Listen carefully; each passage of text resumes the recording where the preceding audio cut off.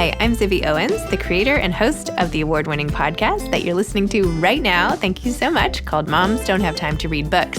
It is a daily podcast, 365 days a year, and each day we talk to an author about all of the things related to their career, their book, their life, and more in 30 minutes or less, because who has time?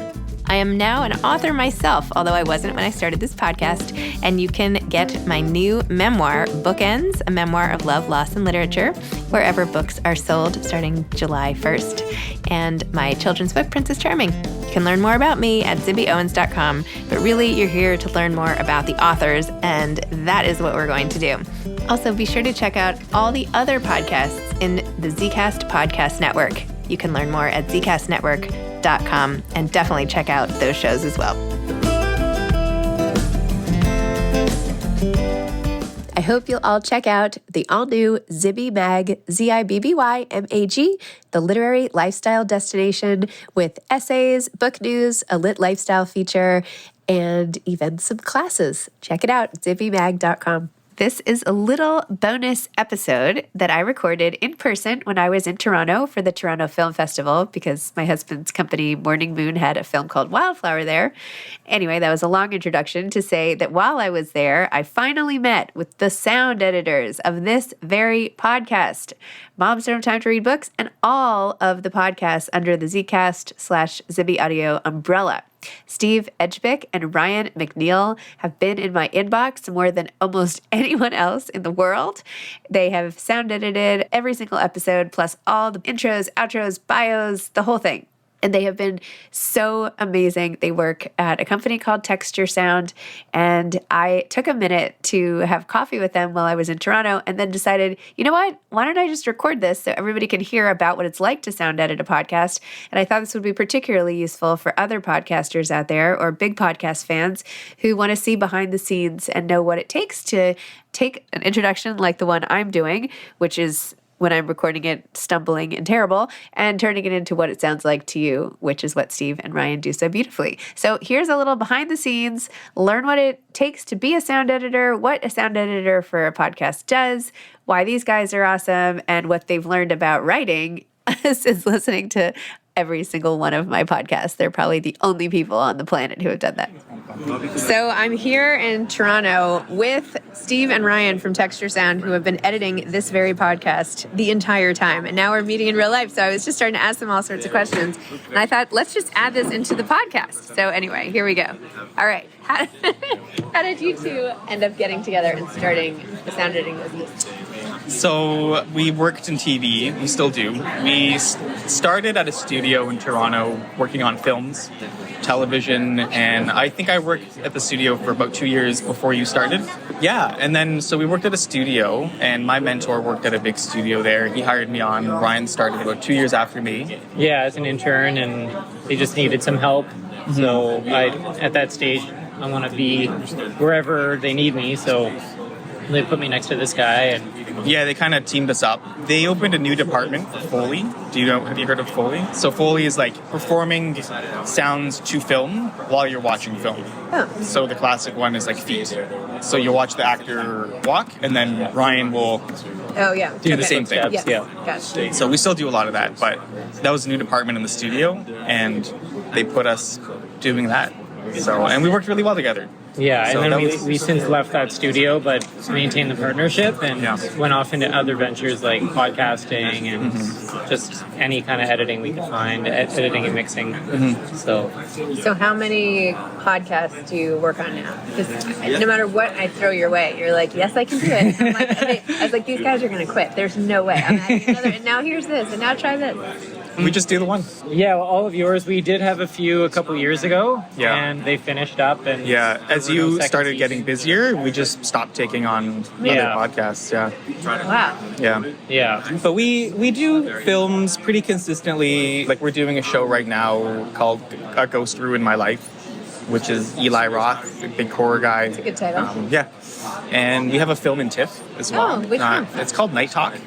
Okay. So we just did the Foley on that one. We didn't do the whole. We didn't do the whole film because we usually work with like a bigger group when we do films. So we have one in TIFF right now, and that's about it.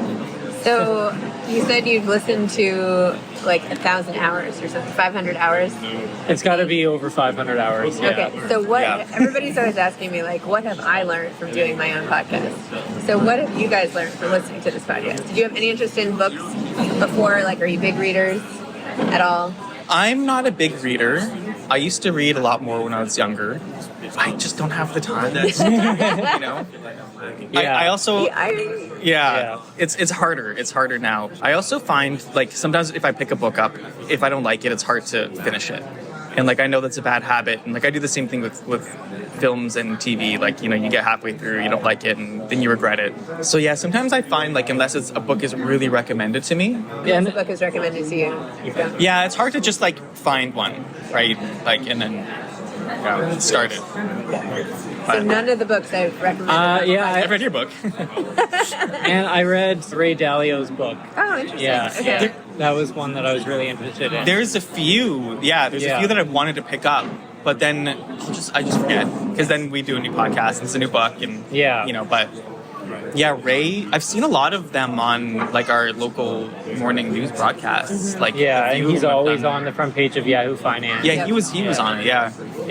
Principles, 5 Principles. Is that what it was called? Oh yeah. Yeah. Principles. Yeah, but I'm kind of the same way as Steve. Like, I wish I was more into books, but like I'll actually get books, take them out from the library, and then I'll get halfway through, and then I'll have renewed it 3 or 4 times, and then they're like, "Where's this book? You need to return it." I have a few books that are like half read that I just like I put down because I was doing other work. And you did say though that you guys, now that you're both 2 new dads, that you're getting some of the parenting content from the podcast. Yeah. Oh, all the parenting stuff I just eat right up. Particularly eating. So what did you learn from the eating podcast? Did it help you at all? It was a couple. I was actually talking to a friend the other day about it. It was like it kind of goes to like the health and wellness episodes too, and like Move and Shake. Yeah. Because I think there was a few on there about eating. I mean, all of them, but like with kids, and like kids will just eat at their own pace. Like that was kind of the message, and like you shouldn't like make your kid finish their meal, or if they're not hungry, don't make them eat because that makes bad habits, right? That was interesting, and there was something else with that. I don't remember. And so, has the podcast ever sparked your interest in writing? You ever thought like, oh, sounds like so much fun? I think it's too creative for me. I'm more of a technical person, and I think that's like with books like I don't know. I like reading manuals. That's okay. You know, like for software. I've literally never heard that before. Really? Yeah. There we go. That's the most interesting thing I've heard today. It's technical, right? So it's like I'll learn more from like. Yeah, how this works. How this works. Like, you know, like the software we use is really complicated. So, you know, going through the manual and reading how to do new things, how to be more efficient in the way I work. I don't know. I don't even like reading instructions for board games. Yeah. I'm like, this is too long. I'm just going to figure it out. Yeah. Wait, so take me through the short version of how you edit the podcast. I send you the whole file, including when I always say I'm late, running late in the beginning, and whatever's going on in my office before the author joins. So you take the file, and then how do you make it sound? Like, what do you do? Okay, so that's my department. So I load it into my software, and I can see both tracks, you and your guest. Yep. And it's gotten to the point now where you start almost every episode with "Welcome to Moms Don't Have Time to Read Books," and I can actually see like what the waveform looks like for where you start. So I don't even have to listen to all the stuff at the beginning. I can just go straight to where you say welcome and then start editing from there. Oh my gosh, that's crazy. Yeah. So, I mean, we're at 1,120, 40, 80 episodes? No, it has to be more than 1,200? There have been 1,300. I feel like there have been 1,300. Yeah. Maybe some of them weren't edited? Could that be? We started... You were like 100 in. Yeah. We started. Okay. Yeah. And then we just go through, and if there's any, like... Sometimes Zoom makes really weird, like, digital, like, things, clicks and pops, so we get rid of those. How do you know, like, if I say I'm gonna, do you listen to everyone? Because often I'm like, I'm gonna edit this part out, or we'll have to take this out. So you listen for the whole. You have to listen to the whole sound. Yeah. Anytime there's little stumble, sometimes you'll be like, wait, how do you? But and then like that's all gone. You don't have to worry about telling us to remove that kind of stuff, because that's just it makes sense, right? It's like people want the information and they don't want to be thrown off by, stumbles and stuff like that. So, and it's funny because you can hear like how comfortable people are. So like, I think you've had a few talk show hosts on and they're like really good at speaking, and it's easy for us because we don't have to edit as much. And then there's other people who maybe haven't been interviewed so much, and those take more work because they're thinking of their thoughts before they say it. So there's maybe some gaps in there. They're using filler words like or or that kind of stuff. So it's interesting with the range of people. So you identify someone who's a new guest or less experienced by filler words and lags in speaking, so like pauses. Pauses. So if somebody wanted to get better or appear more experienced, they have to really focus on what else? What else can they do to sound better? Or do they need less? That's a tough one. Yeah, just like. So are we going to edit that out? Exactly. I'm not very polished. Thinking. Just like not moving around very much is a big thing too. So every time they move their heads, you can hear a difference in volume. And so they should try not to move as much. Exactly. Okay. And hitting the table and stuff. But some people are expressive speakers, right? So if they don't, you don't want to give them too many rules because then they're going to be thrown off and they're going to think more and add more fillers. So it's a tough balance. I think you have a difficult job, like managing all that, which I think by kind of just letting it be casual like you do, I think that's the best way to do it. Because people always ask, like, wait, you don't do a ton of editing, you don't like take these quotes from that, and I'm like, no, I just kind of throw it in there. So, but actually, you do a lot.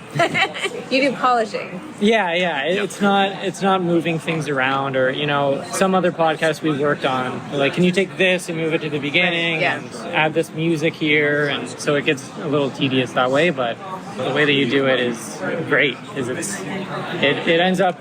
It sounds like it's a lot of work, like we do all this editing, but it's really not. It takes no time at all to remove an or an How many edits do you think we do per episode? Like, that's a good question. Maybe like 50? 50? 50 to 100, maybe? 50 to 100. 50 to 100 edits per episode. Yeah. Wow. Probably around there. Depending on the speaker, but, it's about that, I think. But again, it's just highlight, delete. It's not like a whole process. So have I gotten better? Totally. I think do you so. edit me less? Definitely. You don't have to say this. I'm curious. I could be the same. That's fine. Yeah, no, totally. Yeah, you've definitely gotten better. But not like you were bad at the beginning. It's just experience. Like the more you, for anybody, the more you do, the better you are. Yeah. I've gotten better. It used to take me longer to do it, right? So now it's faster for me. And how do you keep track? Because every time I send you an episode, sometimes we don't release that episode for months. I mean, I try not to, but we have such a backlog. And I don't ever change the file name usually, unless it's on GarageBand. It's been a work in progress. Yeah, to stay organized. I'm not the most organized person, so like it does get tricky sometimes, but that's my own fault. Like if you send it and I put it directly in the folder that second, then it would be fine. But sometimes I'll just download. You send 5 in a day, download, and then we have 10 other things that day that get sent to us from other clients, and it's just sitting in that downloads folder. And then I go back to it a week later and wait, where does this go? So yeah, but it's been like it hasn't just been like 1 a week to 10 a week. It's been a slow ramp up, so we've been able to kind of adjust as we go. We have a server as well for ourselves, so we can put all of our shared files together in one location and pull them down as we need them. Yeah. So that was something we got like partway through, probably a year after we were started working with you. So that's helped with organizing. And like the software we use is quite good, just for categorizing things and doing backups, and we archive everything. Well, that was another question. So you have all my episodes? Everything. All of them? Yeah. Okay. So what if I ever need those? Yeah, they're always available. Yeah. It's a lot of data. Yeah.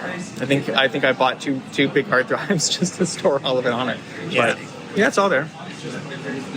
So then Ryan does the editing, and then I'll upload it to the server. Ryan uploads it to the server. He'll give it to me, and I'll mix it. So there's two parts. There's the editing and there's the mixing. So the editing is kind of taking out all of the unwanted things. The mixing is like balancing.